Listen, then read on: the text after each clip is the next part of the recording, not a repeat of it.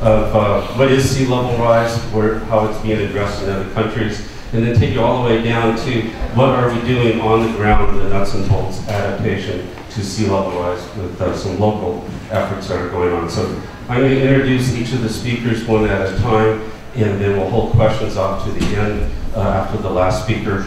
And the panelists will all be sitting up here, and so you can ask questions of us, and hopefully we'll ask questions of each other. So to start off, Mike Furniss is going to kick off this morning's session. Mike's a hydrologist with the U.S. Forest Service, working for the Pacific Southwest and Northwest Experimental Range Stations. He's on special assignment to the Climate Change Office for the Forest Service. And he's just created a climate change resource online website presence as a resource center for information on what the Forest Service is doing. But more importantly, Mike's been traveling all over the world, and he's been interacting with other cohorts in other countries on what are they doing about climate change, how are they adapting to it. And he's been to places as different as Iceland, Mexico, Spain, Vietnam, Thailand, Colombia, Israel, and Taiwan, dealing with this very subject. So he's going to bring the global perspective and what it might mean to us here on Humboldt Day. So, Mike.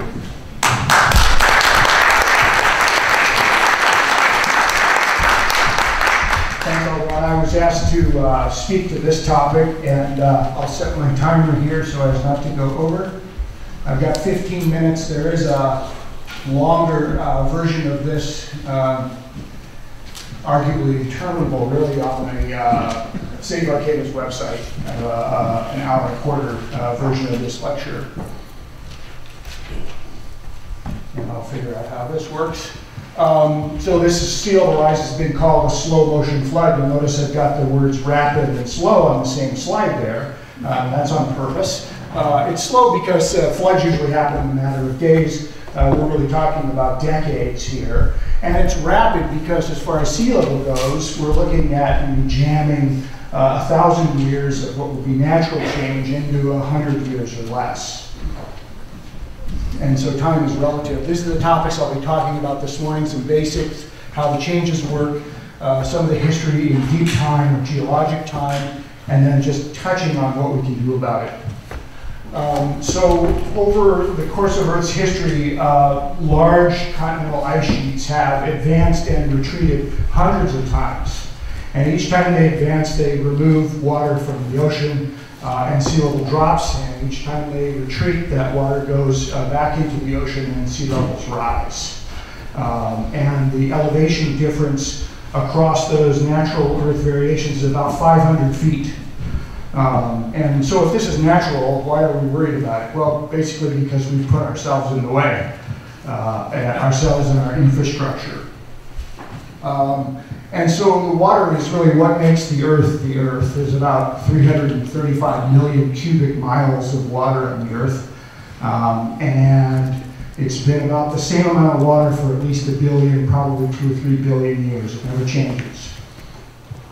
But if you look at how much of it there actually is, that's all of it right there relative to the size of the Earth. And this is how much air there is.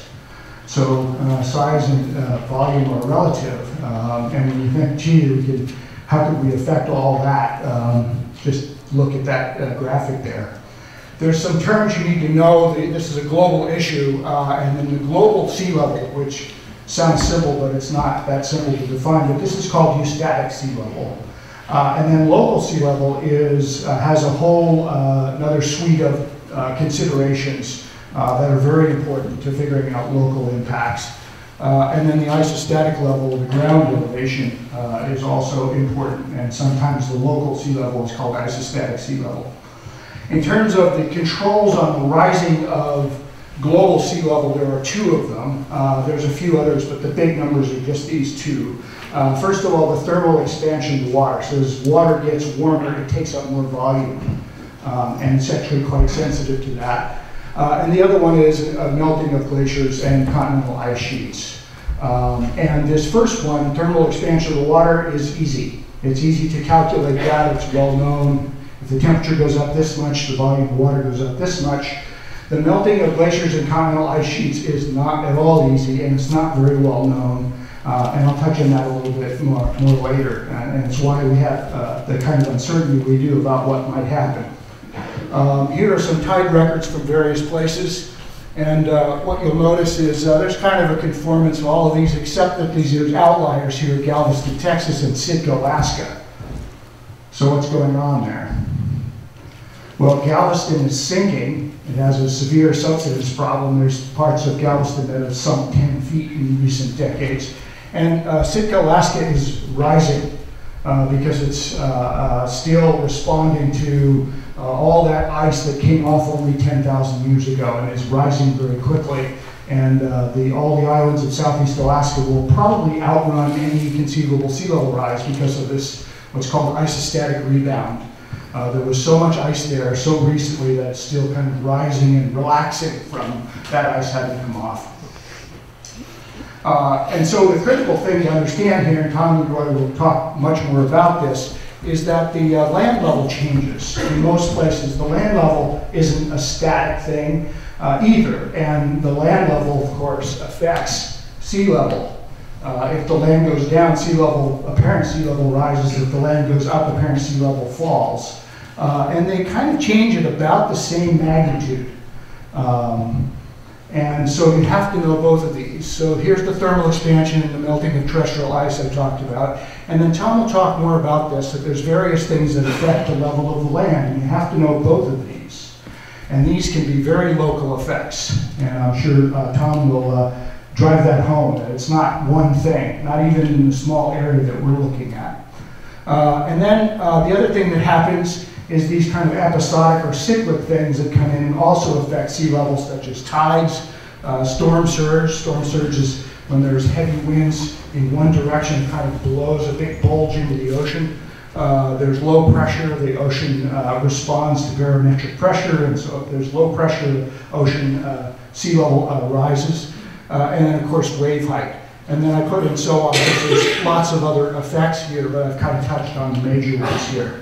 And so on is one of our kind of what science types use to try to make things a little bit simpler. If you want to get real complex and comprehensive, then you can't do it.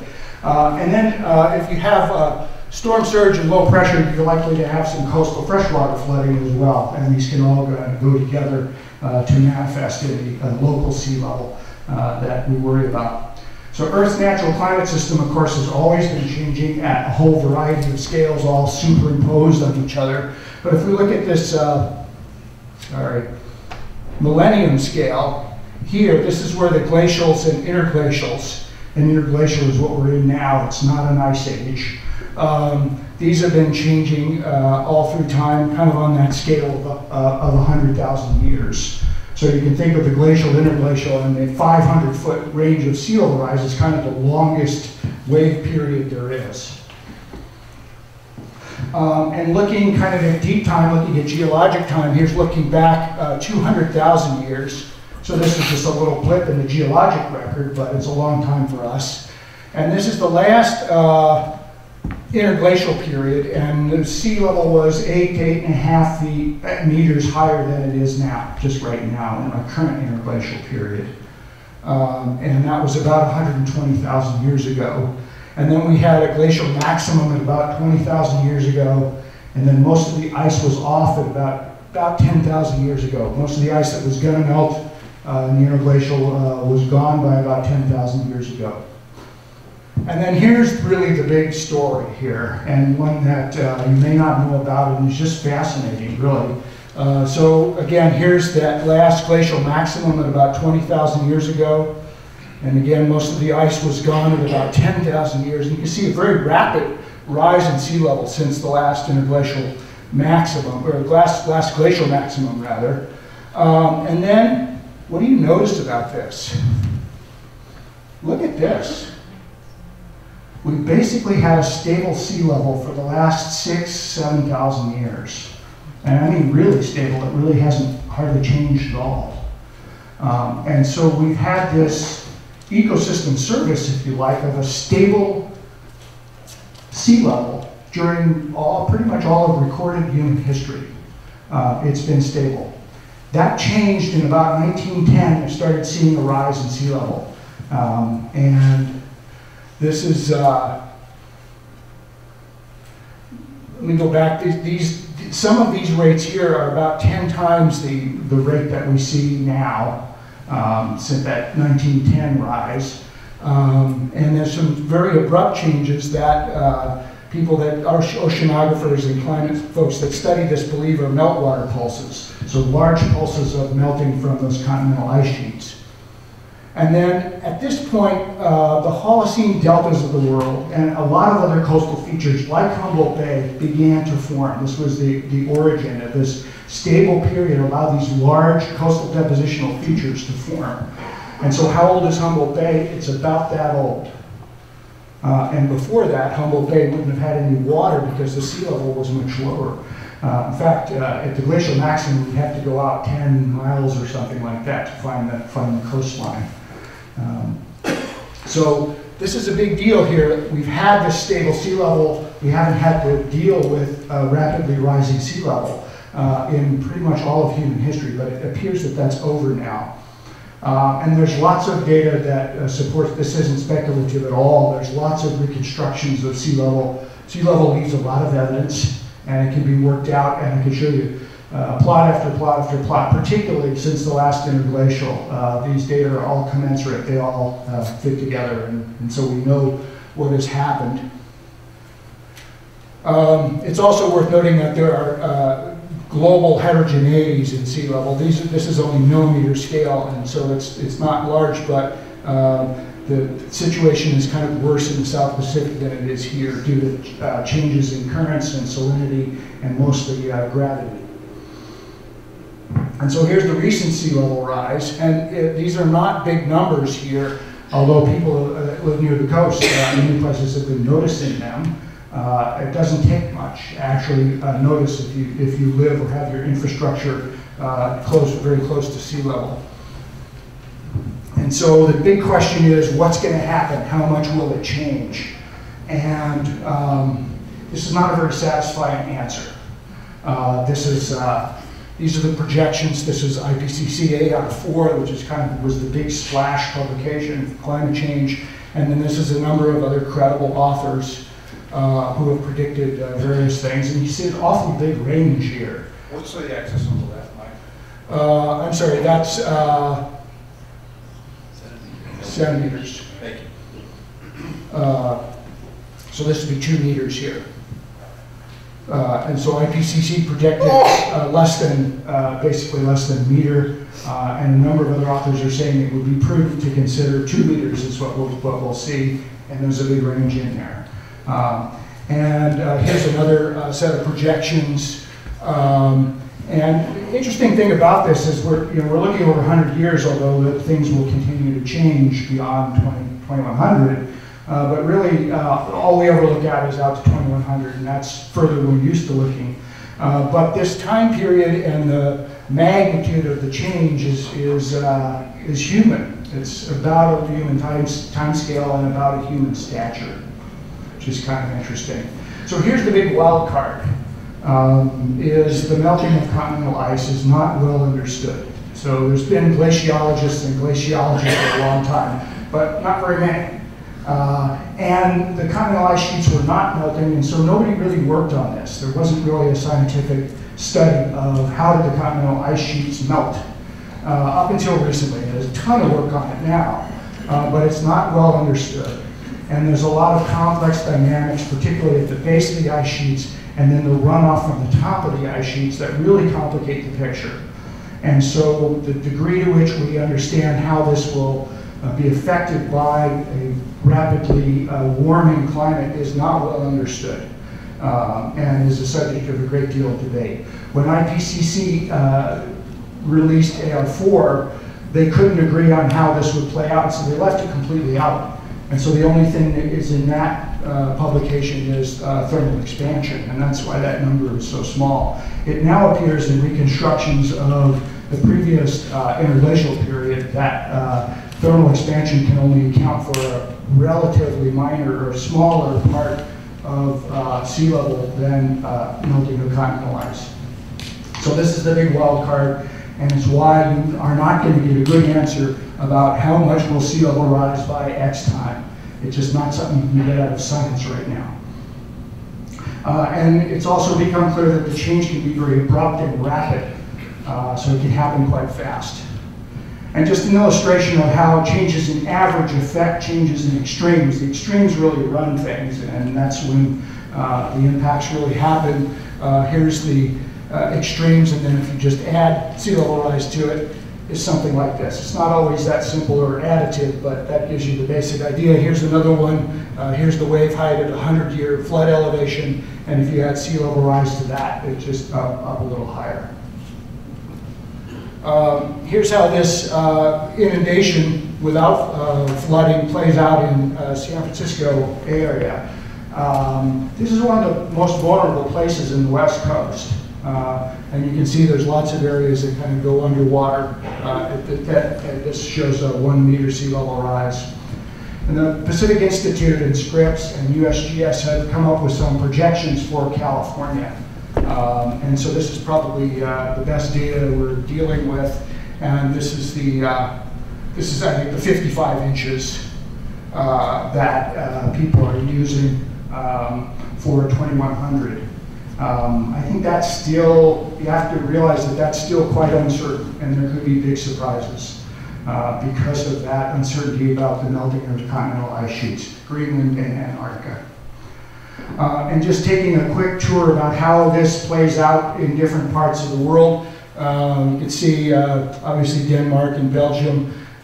This in England, on the east coast of England. These are those big Holocene deltas right here. And they're the ones that, because they're young, they're close to sea level, and they're subject to inundation.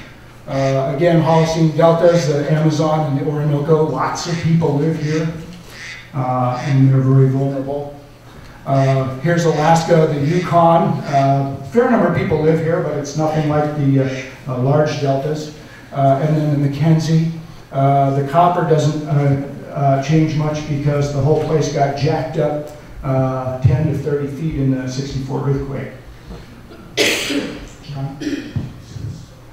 Okay, and then this is probably the most vulnerable place in the world. Here's the Mekong Delta in Vietnam. And you can see Indonesia and New Guinea have some fairly severe impacts. This is Thailand here, so southern Thailand is a very problematic area. And just an example, there's a joint US-Vietnam working group on climate change, and I've been representing the US in that. And boy, they're rolling up their sleeves over there and trying to figure out how to deal with this. They're actually not having any debate about whether it's real or not. Their political class is engineers and scientists, interestingly. But anyway, this is just 24 centimeters of sea level rise with a 30-year flood.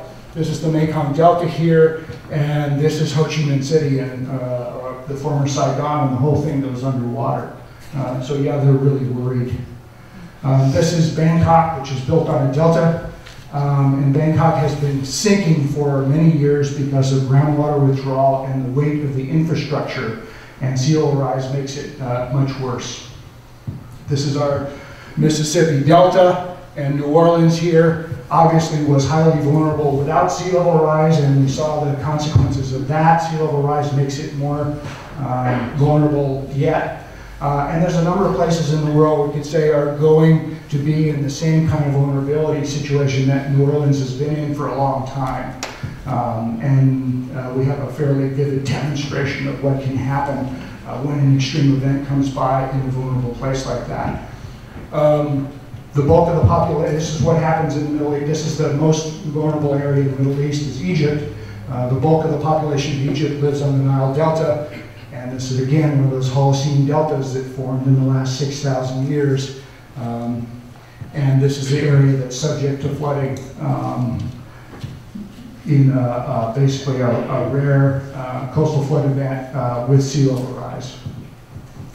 Of course, this area where the Ganges and the Brahmaputra River come together, Bangladesh, is also highly vulnerable. Lots of people live there. And then the Gulf Coast and the eastern seaboard and the Yucatan Peninsula are the most vulnerable areas in the US. They're very low-lying. And obviously, we've seen what can happen in the Gulf Coast, even without much in the way of sea level rise. But all this eastern seaboard here, and of course Florida, are highly vulnerable. And that's where most of the work is going on right now in terms of developing modeling systems and adaptation methods. So what happens here, I won't spend much time on this, I'm sure some of the other speakers will get into this more. We didn't build much out on the Spitz, fortunately. There's very little infrastructure out there. But the bay is part of the ocean system, and we do have a lot of infrastructure on the bay. And this is some modeling that was done by the Pacific Institute and Scripps, looking at the 100-year high water event. So the high water event that has a 1% chance of happening in any given year, plus particular amounts of sea level rise. And the yellow is that 55 inches. That's from kind of a standard of analysis in California. Here's another Pacific Institute one, and looking at Eureka. And then zooming into where we are now, let's see, we're right about in here. It was already in flood prone area, and I'm sure that was considered when this was built. It seemed like we're way up on a high point here. But sea level rise is this blue section here that's added to that, and it gets considerably worse. And Arcata is a little bit gnarlier than Eureka because of its general elevation, and there are places where the vulnerability is really very high in Arcata. This is just inundation without a flood, but just showing that the Eel River Delta will, and again, this is a Holocene Delta, will be flooded. And then the San Joaquin Delta, also at 1 meter sea level rise, is largely flooded, and adds a whole other level of complexity to an already fabulously complex place. And then to finish up, I'll just touch quickly on so what's the problem with this? And the problem that occurs first is saltwater intrusion, usually, is saltwater intrusion into your freshwater supplies.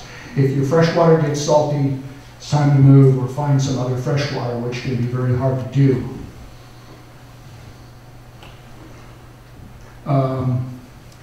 This is the Mekong Delta, and people live like this here, and if this water goes salty, it really changes their situation big time.